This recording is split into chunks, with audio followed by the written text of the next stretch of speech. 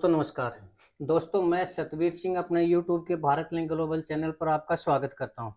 दोस्तों रेवाड़ी के अंदर जो आंदोलन चल रहा है जिसके बारे में हम बार-बार आप लोगों से डिस्कस कर रहे हैं, जिसका चर्चा चल रही है और लोग आंदोलन पे बैठे हुए हैं, वो जो आंदोलन है वो भगवानपुर की ज़मीन के अंदर है और वो जो मामला है भगवानपुर का है और भगवानपुर और रामगढ़ है ये रेवाड़ी के अंदर है, रेवाड़ी के साथ लगते हुए हैं और उसमें एक हॉस्पिटल का जो मामला है उसके सिलसिले में आज सबसे पहले हम ये जानना चाह रहे हैं कि जो मेन व्यक्ति हैं, जो भगवानपुर के सरपंच प्रतिनिधि हैं, उनके साथ राव इंद्रजीत जी की जो भी बात हुई थी, उनके साथ हुई थी। तो हम इस मामले की आज जड़ में जानना चाह रहे हैं कि इस आंदोलन का क्या कारण है, क्यों हुआ और कहाँ ज़रूरत पड़ेगी भगवानपुर को, कहाँ ज़रूरत पड़ेगी भगवानपुर के आस-पास के एरिया को, लोगों को कि वो आंदोलनरत होने लगे।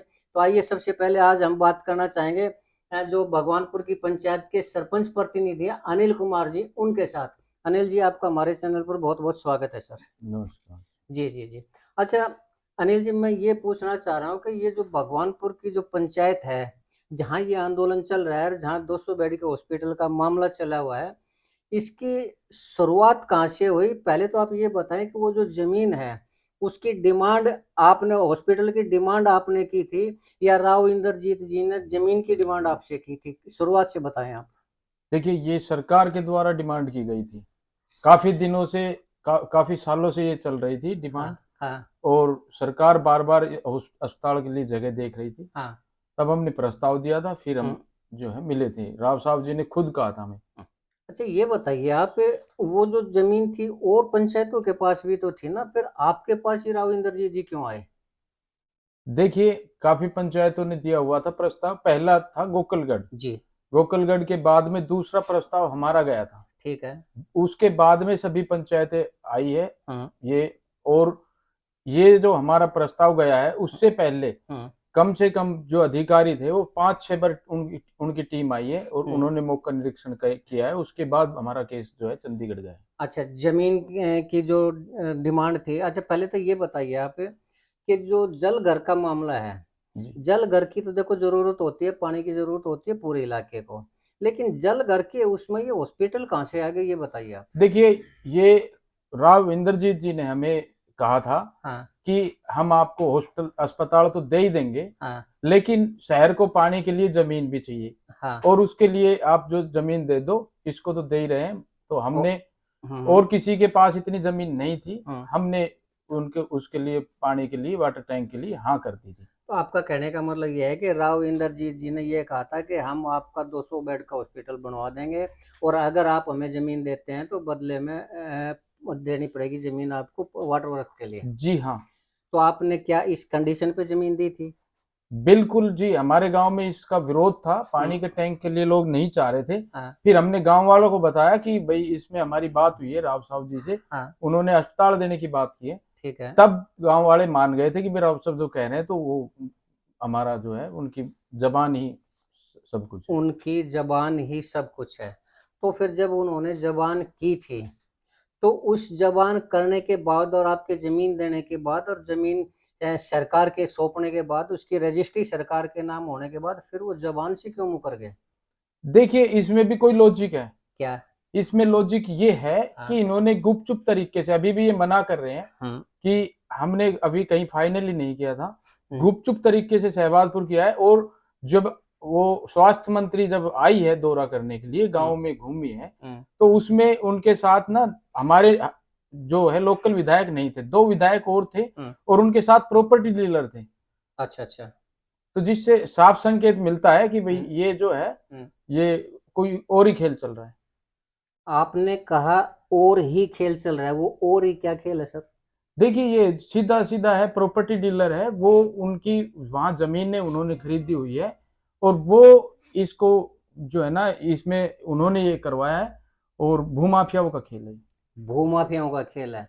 क्या आप ये कहना चाह रहे हैं कि भूमाफियाओं ने जो राव इंद्रजीत जी उनको पैसे दिए हैं? क्या ये कहना चाह रहे हैं आप? देखो, वो तो वो बताएँगे लेकिन हो सकता है। हो सकता है। जी। मतलब शक है, सबूत नहीं है। देखो, तो फिर इस आरोप को नकारते हैं। जब आपके पास कोई सबूत ही नहीं है, तो हम इस आरोप की चर्चा नहीं करेंगे, चलिए कोई बात नहीं। अच्छा आप ये बताइए राव इंद्रजीत जी बार बार ये कह रहे हैं कि भगवानपुर की जो पंचायत है इसका राजनीतिकरण कर रही है आंदोलन का, क्या इस आंदोलन का राजनीतिकरण हो रहा है? देखिए, इस आंदोलन का कहीं भी कोई राजनीतिकरण नहीं हुआ है। हम्म। और हमारे जो भी आता है, हम किसी को बुलाते नहीं। जो भी हमारे आंदोलन में हमारे यहाँ पे आता है तो हम उनसे जो है कोई राजनीतिक बातें नहीं होती। हाँ। और हमारे ये संस्कार में और हमारे उसमें नहीं है कि हम किसी घर आए हुए को राव साहब की तरह जो है उसको धुतकार दें, उसको सम्मान ना करें। आएगा, बैठेगा भी और सारी बातें होंगी। बाकी इस तरह की राजनीतिक कोई बातें, राजनीतिक ध्रुवीकरण कोई नहीं है। अच्छा, मतलब राजनीति की बातें नहीं होती, पार्टी के लिए, किसी पार्टी के लिए वोट नहीं मांगे जाते, किसी पार्टी को ये नहीं कहा जाता कि राव इंद्रजीत का विरोध करके इस पार्टी का समर्थन करो, ऐसा कुछ नहीं है, आपका कहने का तात्पर्य नहीं, ये ऐसा है। कुछ नहीं। तो फिर राव इंद्रजीत जी भगवानपुर से नाराज क्यों है? देखिए, नाराज तो वो क्यों है इसका तो कारण वही बताएंगे। हाँ। हमने तो उनको सारी चीजें वोटें भी दी, उनका हमने प्रूफ भी दिखा दिया भाई, अपना जो है फोटो भी दिखाई, वीडियोस भी दिखाई, और हमने बीजेपी की वोट दी है। लेकिन कारण क्या है? कारण ये है कि वो हमारे लोगों से मिले नहीं, उनका दर्द था, और वो दर्द जो है हम अपनी मांग जो हमारी जायज थी उसके लिए बैठ गए, तो वो इससे नाराज है। अब आंदोलन चल रहा है सर, राव इंद्रजीत जी दक्षिण हरियाणा के बड़े नेता हैं, क्या कोई ऐसी संभावना है कि आंदोलन की बजाय आपस में आप और राव इंद्रजीत जी बैठ के ने डिस्कस कर ले और वो वैसे ही आपकी समस्या का समाधान कर दे, क्या इसकी कोई संभावना है? देखिए, राव इंद्रजीत जी अगर समाधान करना चाहे तो वहाँ जो हमारा एक बुजुर्ग भी जो है एक्सपायर हो गया, हाँ। आज तक उसके बारे में एक शब्द संवेदनशील नहीं कहा है। जो वहाँ रामपुर हाउस में हुआ उसके बारे में बार बार सोच के, बार बार बोल के, उसको अपमानित होके, और वो हार्ट फेल से एक्सपायर हो गए। ये अपमानित किसने किया? अपमानित राव इंद्रजीत जी ने किया। वहाँ क्या क्या किया उन्होंने? रामपुर हाउस में जो है वहां गए थे तो हाँ। नाम 1 मिनट का भी उन्होंने टाइम खूब रिक्वेस्ट कर ली। हाँ। 1 मिनट का भी टाइम उन्होंने नहीं दिया, और वहां जो पुलिस और बुला ली तो और धक्के मार निकलवाए, तो उससे जो है उनकी आत्मा को ठेस पहुंची। ये अनुचित है। अगर उन्होंने ऐसा व्यवहार किया तो ये राव इंद्रजीत जी की अनुचित बात है। क्यों? क्योंकि आप जनता हैं तो वो जनता के प्रतिनिधि हैं। लेकिन एक चीज मैं आपसे भी कहना चाहूंगा कि वो आपके प्रतिनिधि हैं। अगर टकराव की बजाय रास्ता आप लोग बातचीत का चुने तो क्या वो ज्यादा बेहतर नहीं रहेगा? देखिए, बातचीत का रास्ता अगर वो करते हैं तो बेशक से ठीक है, हम स्वागत करते हैं आप हाँ। पीछे। चलिए, बहुत अच्छी बात। तो दोस्तों ये थे भगवानपुर पंचायत के सरपंच प्रतिनिधि थे। तो इन्होंने हमारे से खुल के बात की। इन्होंने बताया कि अगर राव इंद्रजीत जी चाहते हैं तो आज भी ये बातचीत से मामले को सॉल्व करना चाहेंगे, और आंदोलन की बजाय इनकी सिर्फ एक ही डिमांड है कि भगवानपुर के अंदर हॉस्पिटल जो है वो बनाया जाए। क्यों? क्योंकि हॉस्पिटल के लिए ही इन्होंने जलघर की जो जमीन थी वो दी थी। और अब इनका ये कहना है कि जब एक कंडीशन के ऊपर हमने जमीन दी थी जलघर के लिए तो हमें अपना हक मिलना चाहिए। जो हमें आश्वासन दिया गया था वो आश्वासन पूरा होना चाहिए, और इसके लिए राव इंद्रजीत जी से ये बात करने के लिए भी तैयार हैं। अगर वो बातचीत नहीं करते तो इनका कहना यह है कि फिर सिवाय आंदोलन के इसके पास और कोई भी इनके पास रास्ता नहीं बचेगा।